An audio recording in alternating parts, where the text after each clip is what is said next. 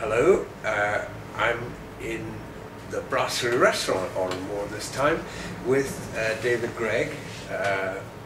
Next week we are starting a series of plays from young writers from all over the Arab world, and the decision to do this was made last year when we were doing plays from Latin America. And when we opened the first play from Latin America, the event started to take place in Tahrir Square in Cairo, which led to the beginnings of the Egyptian Revolution. And Vicky Fellison and I asked David Greig to curate this season of plays from the Arab world because of his tremendous network of contacts there and commitment to that part of the world. David, tell us a bit about the season. Yes, well, the first thing is that it's a great, it's a fantastic opportunity for people to see work from this region, because actually I think, it's worth mentioning that this is really the first time I can think of, certainly in Britain, that such a collection of plays, particularly by young writers from the Arab world, has come together. It started for me because a coincidence of the fact that I had been working with these many of the playwrights who will be in this season in different contexts around the Middle East before the so-called Arab Spring. And then when the Arab Spring happened, I found that many of the playwrights with whom I'd worked were on the streets, some in Cairo, some in Damascus, some in Tunis, and they were writing about it, they were talking about it on Facebook, and it seemed an extraordinary opportunity because this was the generation with whom I'd been working as young writers, not really thinking much more than that was a thing to do and it was interesting in itself.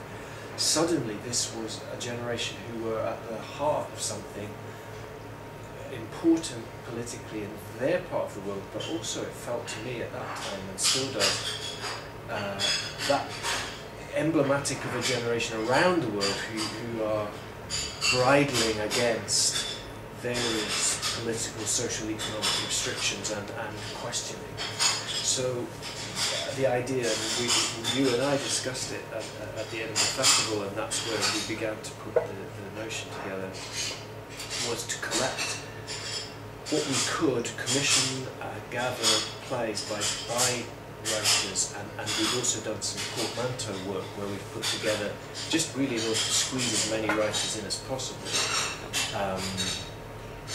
to get those voices onto a stage. And then the idea was that we wouldn't really know what it was going to be like in the end, but we hoped that it would say something about the present moment.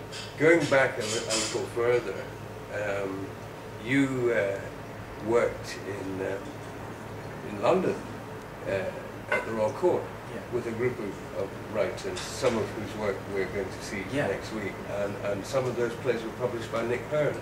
They were. That was probably the sort of one of the seed moments, was this a big project which the Royal Court and myself and the British Council did, where we worked with writers from 7 different Arab countries, young writers, and from that, they all wrote plays actually, and from that, some of those plays were published in a book by Nick Hearn, and Nick Hearn, a publication, which was terrific, and those plays got read at the Royal Court, and they got read actually in New York as well, and they also got read around the region, and that was, for a lot of these writers, that was their first sort of full exposure, if you like. And certainly Mohammed Al-Attar, whose play is the first in our season, Abed Al-Waj from Lebanon, and Jawad Aswani from Morocco, they were all involved in that project. And the plays that we see are the next plays they did. Yes. If you like, or in Mohammed Al-Attar's case, is a new commission directly about Syria now, and so it comes out of that whole process. But I think that's the point, is that the engagement that you know although the coming to fruition has quite deep roots actually, and in both in terms of the writers themselves and how long they've been working, but also in terms of the kind of their attempt and desire to engage with theatre here. One of the writers whose work I'm dealing with just now in the Dear Glasgow Letters piece, which is the second one, is Raja Shahada, whose novel you adapted for performance at the Traverse. And really what his letter is about is the impossibility of him having his work produced in Israel as a Palestinian. Yes. Others of the plays which we're doing, and so indeed some of the work you're doing in One Day in Spring, is written by writers who can't have their work produced in their own countries. How important do you think it is to these writers to have their work done here? Well, I think actually it's tremendously important, and funnily enough, it wasn't until the season began to come together that I realised that. I think at first I saw it very much as a chance for an audience in Glasgow and in Edinburgh, and to see work from a place that we were seeing on the news. And I have an obsession that whenever you see things on the flat screen, it's almost like you're only getting 2 dimensions, and that what a play always does somehow is 3-dimensionalise.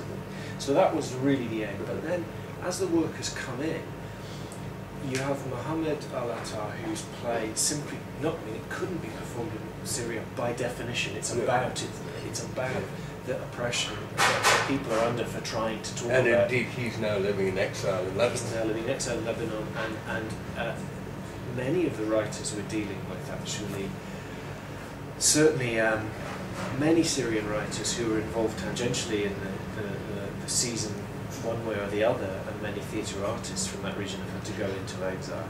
You then have a situation like in Egypt where it's a different matter, because it is possible to stage work in ways, but not without its difficulties, both practically because of the wholly different way things work funding-wise and so on, but also there are specific things. There's issues about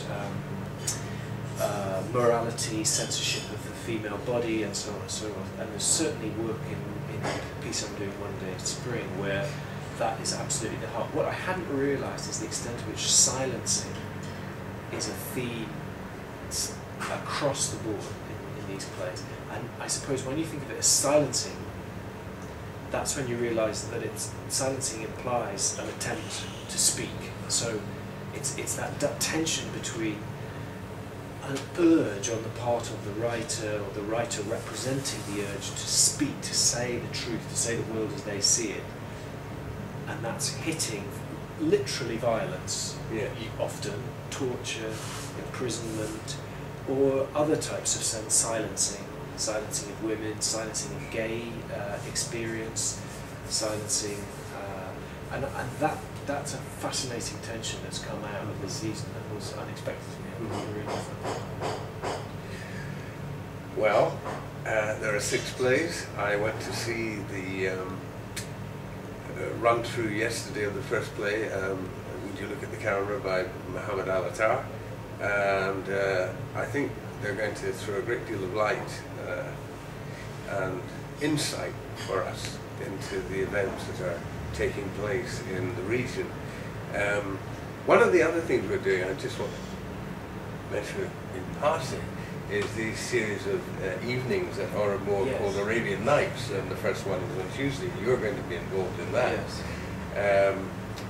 We're trying to have an informal gathering of people who will have a Middle Eastern meal, listen to some Middle Eastern music, and perhaps hear some poetry and some conversation. And in the first one, you're going to be talking with David Greig, the foreign editor of the Herald, who's been reporting regularly from Syria.